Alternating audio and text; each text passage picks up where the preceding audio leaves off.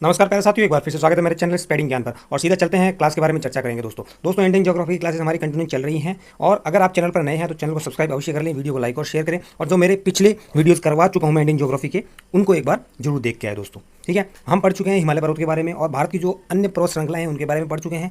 हमने भारत के मैदानी भाग के बारे में पढ़ लिया है, नदियों के बारे में भी हम पढ़ चुके हैं। आज की क्लास के अंदर दोस्तों हम पढ़ेंगे भारत के पठार के बारे में, जो भारत के प्रमुख पठार हैं उनके बारे में पढ़ेंगे। पठार वैसे दोस्तों भारत का कितना 27.7% हिस्सा जो रखते हैं वो भारत की लैंड का कौन से हैं, पठार हैं। और उसमें भी दोस्तों जो दक्कन का प्लेट्यू है, दक्कन का पठार जो है वो मुख्य रूप से इसका हिस्सा है। और अगर बात करें विश्व की, तो विश्व का 33% या 1/3 हिस्सा क्या है दोस्तों, पठार के रूप में है। ठीक है, तो आज की क्लास में सीधा चलते हैं, हम बात करते हैं पठारों पे। चले इससे पहले देख लेते हैं पठार होते क्या हैं। पठार क्या होते हैं दोस्तों, एक तरह से हम कह सकते हैं ऐसा पर्वत जिसका शिखर नहीं होता है। जैसे कि ये लैंड देख रहे हैं, ठीक है, इसके आसपास की जो नॉर्मल लैंड है वो कितनी है दोस्तों, इसकी कम ऊंचाई है, इस तरह भी कम ऊंचाई है, इसकी क्या है ऊंचाई बहुत ज़्यादा है। ठीक है, और परंतु इसका क्या है शिखर नहीं है। तो एक तरह से क्या है ऐसा पर्वत जिसका शिखर नहीं होता है। और या फिर दूसरी लैंग्वेज में बोले तो जो ऊपर से समतल होता है, प्लेन होता है, उसको क्या बोलते हैं दोस्तों, पठार बोलते हैं। जिसका शिखर नहीं होता है और जो क्या आते हैं समतल होते हैं। संपूर्ण धरातल के कितना 33% पर क्या है पठार है। और सागर तल से इसकी ऊंचाई कितनी होती है 600 से 900 मीटर, 600 से 900 मीटर जनरली होती है दोस्तों। ठीक है, ये कंसेप्ट आपके क्लियर हो गया, पठार क्या होता है, ऐसा पर्वत जिसका शिखर नहीं होता है, एक तरह से कह सकते हैं हम। चलिए अब बात करते हैं भारत के विभिन्न पठारों के बारे में। भारत के विभिन्न पठार कौन कौन से हैं, यह दोस्तों हम इस पिक्चर के अंदर देख चुके हैं कौन कौन से हैं। बुंदेलखंड का पठार है, इसके बारे में देखेंगे। मालवा के पठार के बारे में देखेंगे। और यहीं पर दोस्तों क्या है, मेवाड़ का पठार भी है। मेवाड़ या मारवाड़ का पठार इसको बोला जाता है, मेवाड़ का पठार ही है दोस्तों। ठीक है, जो हाड़ौती का पठार है ना आपका, वो मेवाड़ के पठार का ही हिस्सा है दोस्तों। उसके बारे में हम जब राजस्थान ज्योग्राफी पढ़ेंगे तब डिटेल में पढ़ेंगे। उसके बाद में छोटा नागपुर का पठार, बहुत ही फेमस पठार दोस्तों, छोटा नागपुर का पठार, इसके बारे में भी हम चर्चा करेंगे। शिलोंग का पठार है, उसके बारे में भी हम पढ़ेंगे। और सबसे इंपॉर्टेंट हम पढ़ेंगे क्या, दक्कन का पठार दोस्तों। ठीक है, चलिए तो अब हम बात करते हैं दोस्तों सबसे पहले मेवाड़ के पठार के बारे में। किसके बारे में दोस्तों, सबसे पहले हम बात करेंगे मेवाड़ के पठार के बारे में। जो राजस्थान का पूर्वी हिस्सा है, ये वाला उदयपुर, राजसमंद, भीलवाड़ा, चित्तौड़गढ़, ये वाला जो क्षेत्र है इसको क्या बोला जाता है, मेवाड़ बोला जाता है। और यहीं पे दोस्तों क्या है, आपकी सबसे पुरानी रेंज अरावली रेंज जो है वो यहाँ से जाती है। तो अरावली के पूर्व के अंदर जो पठार है उसी को क्या बोला जाता है, मेवाड़ का पठार या मारवाड़ के पठार के नाम से जाना जाता है। और इस पठार का जो झुकाव है, ये किस तरफ झुका हुआ है, तो यह पूर्व की तरफ झुका हुआ है। पूर्व की तरफ जो है पठार झुका हुआ है। समुद्र तल से इसकी औसत ऊंचाई 250 से 500 मीटर है। ठीक है, चलिए क्लियर हो गया। ज़्यादा इसको इतना ज़्यादा डिटेल में नहीं पढ़ेंगे, डिटेल में जो पढ़ने वाला होगा, जो इंपॉर्टेंट होगा उसको मैं इंपॉर्टेंट लगवा दूंगा। आगे देखते हैं मालवा का पठार। मालवा का पठार मुख्यतः कहाँ पे है दोस्तों, गुजरात, एमपी और राजस्थान में है। जब उसमें भी मुख्य रूप से ये कहाँ पे, गुजरात में फैला हुआ है। गुजरात का ये वाला जो रीजन देख रहे हैं आप, नीमच, मंदसौर, रतलाम, इंदौर, देवास, ये जो रीजन है इसको क्या बोला जाता है दोस्तों, इसको बोला जाता है मालवा रीजन। क्या, इसको बोला जाता है मालवा क्षेत्र या मालवा रीजन। और यहीं पर स्थित है आपका कौन सा, मालवा का पठार। कौन सा है दोस्तों, यहीं पर स्थित है मालवा का पठार। इसके इस तरफ थोड़ा सा गुजरात में भी है दोस्तों, और ये थोड़ा सा राजस्थान के अंदर भी अवस्थित है। इसीलिए इसको क्या है, 3 राज्यों के अंदर स्थित माना जाता है। मुख्य रूप से इसका जो मुख्य हिस्सा है वो कहाँ पे है, एमपी के अंदर है, मालवा क्षेत्र के अंदर। क्लियर हो गया, मालवा क्षेत्र क्लियर हो गया आपका। और निर्माण किससे हुआ है, ग्रेनाइट से हुआ है, काली मिट्टी से ढका हुआ है, काली मिट्टी से ढका हुआ यह आपका पठार है दोस्तों। ठीक है, क्लियर हो रहा है, समझ में आ रहा है। चलिए आगे देखते हैं। इसकी ऊंचाई 500 से 600 के बीच में स्थित है। और लावा से निर्मित पठार भी इसको कहा जाता है। जब ज्वालामुखी फटे थे तो ज्वालामुखी से जो लावा हुआ ओवर ए पीरियड टाइम पर, वो दोस्तों क्या हो गया, वो हार्ड हो गया, हार्ड होके ग्रेनाइट का निर्माण हुआ। तो इसी तरह से कह सकते हैं ग्रेनाइट से बना हुआ है। और जो ग्रेनाइट है उसको लावा निर्मित पठार भी कहा जा सकता है। ठीक है, चलिए इसकी सर्वोच्च चोटी कौन सी है, इसकी सर्वोच्च चोटी है सिगार। आपको चोटी याद रखने की जरूरत नहीं, आपको पता होना चाहिए कि मालवा का पठार मुख्य रूप से कहाँ पे है, तो मुख्य रूप से वो एमपी के अंदर है। किन राज्यों के अंदर है, तो ये भी आपको पता होना चाहिए, गुजरात, एमपी और राजस्थान। ठीक है, चलिए आगे बात करते हैं बुंदेलखंड के पठार के बारे में। कौन से के बारे में, बुंदेलखंड का जो पठार है उसके बारे में दोस्तों हम बात करते हैं। बुंदेलखंड का पठार जो है, अगर आप मैप को सही से देख रहे हैं तो भारत का जो मैप है दोस्तों, भारत का जो मैप है उस मैप के जो मध्य हिस्सा है, देखिए क्षेत्र के सेंटर के अंदर, उसी को यहाँ पे ब्रॉड किया है। ये वाला जो रीजन है ब्लू के अंदर दोस्तों, ये ललितपुरा आपका, झांसी आपका, हमीरपुर, बांदा, ये सारा क्षेत्र क्या है, यूपी का है। और जो ग्रीन वाला है, ग्रीन वाला क्षेत्र किसका है, एमपी का। और इन दोनों का जो मिला के बोलते हैं दोस्तों, इसको क्या बोला जाता है, बुंदेलखंड क्षेत्र बोला जाता है। क्या बोला जाता है, बुंदेलखंड क्षेत्र बोला जाता है। और यहीं पर जो स्थित है बुंदेलखंड क्षेत्र, जहाँ पे जिस क्षेत्र जगह पर स्थित है उसी को बोला जाता है क्या, बुंदेलखंड का पठार। उत्तर प्रदेश और एमपी के बीच में फैला हुआ है। निर्माण इसका नीस और ग्रेनाइट से हुआ है। किससे हुआ है? नीस और ग्रेनाइट से इसका निर्माण हुआ है, बुंदेलखंड के पठार का दोस्तों। ठीक है ना। चलिए आगे देखते हैं। इसका ढाल दक्षिण से उत्तर और उत्तर पूर्व की है। इसका ढाल जो है दक्षिण से दक्षिण और उत्तर पूर्व की और इसका ढाल है दोस्तों। ठीक है, कैसे पता चल रहा है? क्योंकि यहीं से निकलने वाली कौन सी, सोन नदी ले लो आप, बेतवा नदी ले दो, कैन नदी ले लो, ये सारी की सारी किसकी, बेतवा और कैन किसकी, यमुना की सहायक नदी है। चंबल नदी भी दोस्तों ऑलमोस्ट क्या है, उत्तर की तरफ ही बहती है। तो इससे थोड़ा आइडिया लग जाना चाहिए कि ढाल जो है इसका उत्तर की ओर ही है, उत्तर और उत्तर पूर्व, क्योंकि नदियाँ यहाँ से निकलने के बाद में इस तरफ नहीं जाती है, थोड़ा ऐसे घूम के इधर की तरफ ही जाती है। जैसे सोन नदी अमरकंटक से निकल के ऊपर की ओर जाती है और पटना के पास मिल जाती है, किसमें, गंगा के अंदर। तो इससे पता चल रहा है कि उत्तर और उत्तर पूर्व की इसकी ढाल है।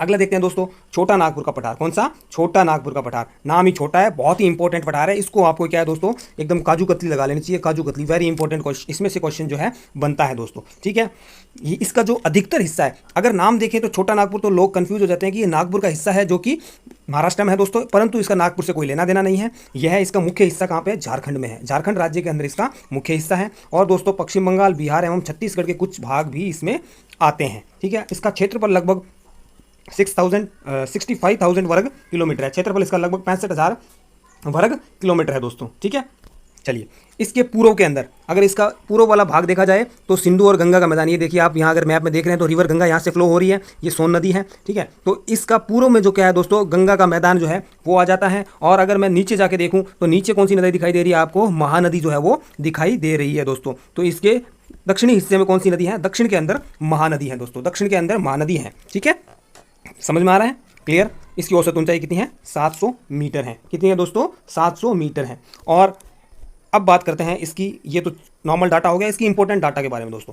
कोयले का अकूत भंडार है यहाँ पर, सिर्फ कोयले का ही नहीं, खनिज संपदा से यह एक तरह से खनिज संपदा का अकूत भंडार है यहाँ पर दोस्तों। ठीक है, और इसी की वजह से क्या है, इस क्षेत्र को, छोटा नागपुर के पठार को क्या बोला जाता है? भारत का रूर क्षेत्र बोला जाता है। क्या बोला जाता है? भारत का रूर क्षेत्र। रूर क्षेत्र कहाँ पे है? रूर वैसे जर्मनी में है, लो एस के लिए फेमस है, परंतु भारत का रूर किसको बोला जाता है? छोटा नागपुर का जो पठारी एरिया है उसको बोला जाता है भारत का रूर क्षेत्र।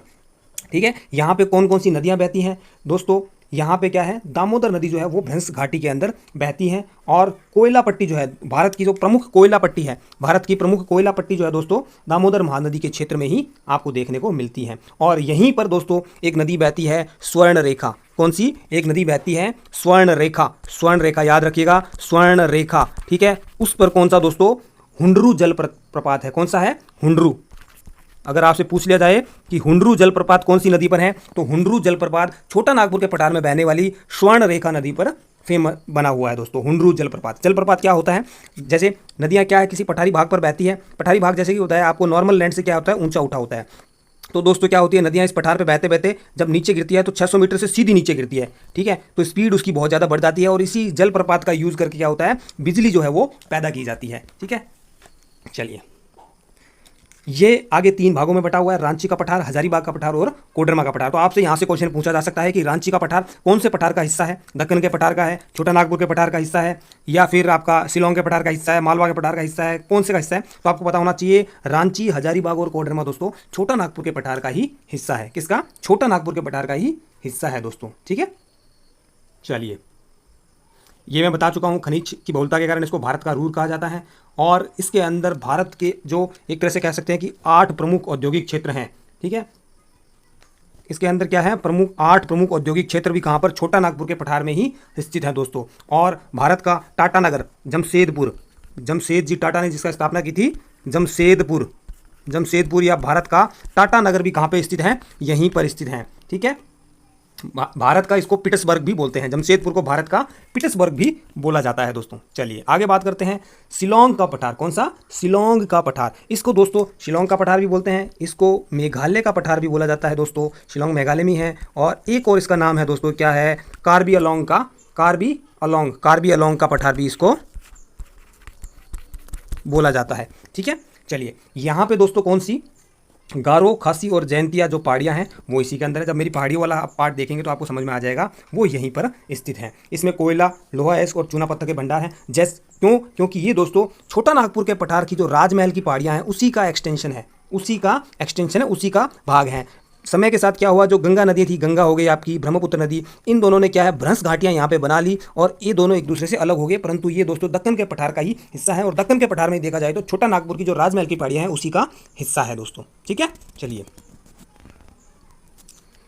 आगे बात करते हैं दक्कन का पठार। छोटा नागपुर के पठार के बाद दूसरा सबसे इंपॉर्टेंट पठार जो हम पढ़ेंगे वो कौन सा है दोस्तों, दक्कन का पठार है। कौन सा है, दक्कन का पठार। ठीक है, दक्कन का पठार क्या है, इसकी आकृति कैसी है, तो इसकी आकृति अगर आप थोड़ा सा ध्यान से देखेंगे तो इसकी आकृति ऑलमोस्ट किसकी है, त्रिभुज के जैसी इसकी आकृति है। उल्टा त्रिभुज भी कह सकते हैं, उल्टा त्रिभुज या त्रिभुज के जैसी इसकी आकृति है दोस्तों। ठीक है, इसका जो एरिया है, एरिया कहाँ से, एक तरह से एरिया जो यहाँ पे सतपुड़ा रेंज है, सतपुड़ा श्रेणियाँ हैं, वो किस तरफ है, उत्तर की तरफ। ठीक है, पूर्व के पश्चिम के अंदर पश्चिमी घाट, पूर्व के अंदर पूर्वी घाट जो है इसका एरिया है दोस्तों। ये इसका एरिया कवर करते हैं और लगभग कितना 7 लाख वर्ग किलोमीटर में ये फैला हुआ है। ठीक है, और कितना दक्षिण के 8 राज्यों में फैला हुआ है, कितने दक्षिण के लगभग 8 राज्यों के अंदर फैला हुआ है। ये फैक्ट भी आपको याद रखना है दोस्तों। ठीक है, सतपुड़ा और विंध्य सरोवर इसकी उत्तरी सीमा है, पूर्व में पूर्वी और पश्चिमी घाट दोस्तों इसकी स्थित है। औसत ऊंचाई इसकी कितनी है, 600 मीटर है। औसत ऊंचाई कोई पूछने वाला नहीं है, ज़्यादा इसको याद नहीं रखना है दोस्तों। ठीक है, इसमें क्या है, पठार पर जो लावे से सीढ़ियाँ निर्मित हुई है, मतलब जब ये दोस्तों ज्वालामुखी फटे और जब लावा निकला तो लावा क्या है, ऐसा तो है नहीं कि एक जगह गया और ऐसे बह गया। लावा जहाँ ज्वालामुखी, जैसे ये आपका ज्वालामुखी है, इसके मुख से लावा निकला तो लावा निकलने के बाद क्या है, यहाँ पे काफ़ी वो रहा होगा, एकदम क्या बोलते हैं लिक्विड स्टेट में रहा होगा, तो यहाँ से बह के बहुत दूर गया। बट एक टाइम पे वो क्या है, जमने लगा, तो यहाँ पे जमा, ऐसे जमते जमते वो क्या सीढ़ी नुमा बना। तो इस सीढ़ी नुमा एरिया को ही क्या बोला जाता है, दक्कन ट्रैप भी बोला जाता है। दक्कन ट्रैप के नाम से भी इसको जाना जाता है दोस्तों। ठीक है, इस पर कुछ प्रमुख नदियां बहती हैं। इस पर प्रमुख नदियां कौन कौन सी हैं, सबको पता होगा। प्रायः भारत की जो प्रमुख नदियां हैं वही इधर से बहती है दोस्तों। कौन सी हैं, कृष्णा, कावेरी, गोदावरी, ये सारी प्रमुख नदियां बहती हैं। एक चीज़ आपको समझ में आ गई होगी कि ये सारी की सारी नदियां जो पश्चिम से निकल के पूर्व की ओर बहती हैं। तो इस पठार की जो ढाल है दोस्तों किसकी तरफ है, पूर्व की तरफ ढाल है, या कह सकते हैं दक्षिण पूर्व की तरफ ढाल है इसकी, थोड़ी बहुत दक्षिण में है और पूर्व की तरफ इसकी ढाल है दोस्तों। ठीक है, चलिए इसी पठार को आगे 3 भागों में बांटा है। कौन सा है, महाराष्ट्र का पठार, आंध्र प्रदेश का पठार और कर्नाटका का पठार। महाराष्ट्र का पठार कौन सा है, ये वाला हिस्सा जो है महाराष्ट्र का पठार है, ये वाला हिस्सा कर्नाटका का पठार है, और ये जो देख रहे हैं आप तेलंगाना का पठार या आंध्र प्रदेश का पठार इसको बोला जाता है। महाराष्ट्र का पठार क्या है, अगर मैं बात करूं तो महाराष्ट्र का पठार दोस्तों जैसा कि साफ साफ दिखाई दे रहा है कि ताप्ती नदी इसके उत्तर में है। ठीक है, और दक्षिण के अंदर कर्नाटका का जो पठार है यहाँ तक इसका एरिया फैला हुआ है। पश्चिम के अंदर पश्चिमी घाट है और पूर्व के अंदर तेलंगाना का पठार जो है वो आ जाता है। ठीक है, चलिए बेसाल्टिक चट्टानों से, लावा निर्मित चट्टानों से इसका निर्माण हुआ है। और यहीं पर दोस्तों क्या है आपका, यहीं पर सबसे ज़्यादा कौन से देखने को मिलता है, दक्कन ट्रैप। यहीं पर सबसे ज़्यादा दक्कन ट्रैप, जो मैंने बात की थी अभी, दक्कन ट्रैप सबसे ज़्यादा यहीं पर देखने को मिलता है दोस्तों। ठीक है, चलिए खनिजों की प्रचुर मात्रा है, अब्रक, मैग्नेसाइट्स, बॉक्साइट्स इत्यादि खनिज यहाँ पे पाए जाते हैं। बात करते हैं आंध्र प्रदेश के पठार की। आंध्र प्रदेश के पठार को 2 भागों में बांटा है। ये जो आंध्र प्रदेश का पठार है ना, इसको 2 भागों में बांटा है दोस्तों। एक तेलंगाना का पठार और दूसरा कौन सा, रायलसीना का पठार। दोनों को अलग कौन सी नदी करती है, तो आपको पता होना चाहिए, दोनों को कृष्णा नदी जो है दोनों को अलग करती है। कृष्णा नदी दोनों को अलग करती है। आंध्रा और रायलसीना और तेलंगाना के पठार को कृष्णा नदी अलग करती है। उसके बाद देखते हैं कर्नाटका का पठार। कर्नाटका का पठार दोस्तों, कर्नाटका का पठार दक्कन के पठार का ही एक हिस्सा है। इसका नाम क्या है दोस्तों, इसका नाम करनाड़ से इसका नामकरण हुआ है। काली मिट्टी की भूमि के नाम पर किया गया है दोस्तों। क्षेत्रफल लगभग 1,89,000 वर्ग किलोमीटर है। औसत ऊंचाई इसकी कितनी है, 800 मीटर है दोस्तों, 800 मीटर है। और यहीं पर दोस्तों सबसे फेमस कौन सी, बाबा बुदन की पहाड़ियाँ हैं। कहाँ कौन सी हैं दोस्तों, बाबा बुदन की पहाड़ियाँ। बाबा बुदन की पहाड़ियाँ लोहे के लिए फेमस हैं, लोहे प्लस दूसरा दोस्तों किसके लिए, कॉफ़ी के उत्पादन के लिए बहुत ही फेमस हैं। कॉफ़ी के उत्पादन के लिए काफ़ी फेमस हैं बाबा बुदन की पहाड़ियाँ। मैग्नीज, क्रोमियम, तांबा और बॉक्साइट का खनन होता है। और बाबा बुदन की पहाड़ियाँ जो लोहा एस और कोलार गोल्ड फील्ड, KGF देखी होगी, जो कोलार गोल्ड फील्ड है वहाँ पे कौन सी उस पर भंडार मिलते हैं, बाबा बुदन की पहाड़ियों पर कोलार गोल्ड फील्ड के भंडार देखने को मिलते हैं। ज्वार, कपास, चावल, गन्ना, तिल, मूंगफली, तंबाकू और सबसे प्रमुख कौन सी, कॉफ़ी के लिए यहाँ पे काफ़ी फेमस है दोस्तों ये बाबा बुदन की पहाड़ियाँ। आगे बात करते हैं और दंडकारण्य का पठार। कौन सा, दंडकारण्य का पठार दोस्तों। ठीक है, ये देख रहे हैं आप दंडकारण्य का पठार, ये मैप में क्षेत्र में जैसा कि आपको यहाँ से पता चल रहा होगा, यह जो है लगभग किसमें है दोस्तों, उड़ीसा राज्य के अंदर मुख्य रूप से फैला हुआ है। परंतु साथ साथ में थोड़ा बहुत आंध्र प्रदेश का हिस्सा भी है और थोड़ा सा क्या है दोस्तों, छत्तीसगढ़ का हिस्सा भी इसके अंदर आता है। तो छत्तीसगढ़, उड़ीसा व आंध्र प्रदेश में फैला हुआ है। ठीक है, उड़ीसा का दोस्तों क्या है, कालाहांडी, उड़ीसा का कालाहांडी जो है वो क्षेत्र इसके अंदर आता है। और छत्तीसगढ़ का कौन सा, बस्तर है। ये कौन सा है, बस्तर क्षेत्र इसका हिस्सा है। ठीक है, खनिज संपदा से संपन्न है, परंतु क्या है यहाँ पे भ्रष्टाचार है या नक्सलाइट होने की वजह से ज़्यादा यहाँ पे विकसित नहीं हो पाया है। ये हमें नहीं पढ़ना है कि क्या है क्या नहीं, ठीक है। इसकी अन्य विशेषताएं क्या हैं? तो अन्य विशेषताएं दोस्तों, लोहा अयस्क के उत्पादन के लिए इसका सबसे प्रसिद्ध क्षेत्र कौन सा है? बेलाडीला। बेलाडीला की पहाड़ियाँ हैं, बेलाडीला की पहाड़ियाँ हैं, जो कि जब आप खनिज पढ़ेंगे भारत के तो देखेंगे कि बेलाडीला की पहाड़ियाँ जो लोहा अयस्क के खनन के लिए फेमस हैं दोस्तों। साल एवं सागौन जैसी इमारती लकड़ियाँ यहाँ पे हैं। और इसी क्षेत्र के अंदर विकास हेतु केंद्र सरकार ने 1958 के अंदर दंडक कार्य परियोजना एवं दंडक कार्य विकास प्राधिकरण का गठन किया गया था। तो आपसे पूछा जा सकता है कि 19 कब किया गया था? इसका नाम से तो नहीं पता, क्योंकि नाम से आपको पता चल जाएगा ये कहाँ पे चल रहा है, परंतु इसका पूछा जा सकता है कि कब इसका गठन किया गया था, ठीक है। चलिए, तो दोस्तों इसके बाद में एक और पठार है बघेलखंड का पठार। ये इतना इंपॉर्टेंट है नहीं। इसके तरफ एक तरफ देखा जाए तो बुंदेलखंड का पठार है, दूसरी तरफ छोटा नागपुर का पठार है, और इसके इस तरफ कौन सा है? मालवा का पठार है, और यहीं पर कौन सा? बघेलखंड का पठार स्थित है। मैं आपसे भी पता चल रहा है कि कहाँ कहाँ पर थोड़ा एमपी, उत्तर प्रदेश और छत्तीसगढ़ में फैला हुआ है, ठीक है। और यह किसका उपभाग है? डेक्कन प्लेट्यू का, दक्कन के पठार का ही उपभाग है। मैकाल पर्वत के उत्तर और बुंदेलखंड पठार के मध्य स्थित है। ये मैकाल पर्वत के उत्तर में महानदी एवं सोन नदी के मध्य क्या है? जल विभाजक का कार्य करता है। तो ये दोस्तों आपके कंप्लीट पठार से रिलेटेड जितने भी कंटेंट था मैंने आपको प्रोवाइड करवा दिया है। अगर आपको अच्छा लग रहा है तो वीडियो को लाइक और शेयर अवश्य करें और चैनल को सब्सक्राइब करना ना भूलें। जय हिंद प्यारे साथियों।